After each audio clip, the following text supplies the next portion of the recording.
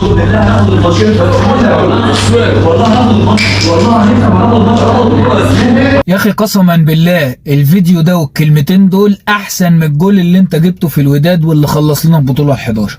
ده جزء صغير من فيديو اتنشر على صفحه الكاف الرسميه على الفيسبوك، في تسجيلات للاعيبه الاهلي من داخل غرفه الملابس قبل واثناء وبعد الماتشات بتاعه الوداد في الذهاب والعوده. قد ايه عجبتني روح واصرار لعيبه الاهلي على المكسب، على قد ما كانوا زعلانين ومتضايقين جدا ان هم دخل فيهم جول هنا من الوداد في ماتش الذهاب، لكن على قد برضه ما هم قدروا يقفوا مع بعض ويلموا بعض. كباتن الفرقه الشناوي والسوليه وكهربا ومحمد هاني كلامهم مع اللعيبه كان واضح، احنا لينا هدف واحد، احنا هنجيب جول لازم نكسب. وطبعا كلام منعم اللي سمعناه، ان شاء الله هنجيب جول، ان شاء الله البطوله بتاعتنا. ومنعم فعلا كان راجل وكان قد كلامه وقدر انه يجيب جول ويكسب بطوله.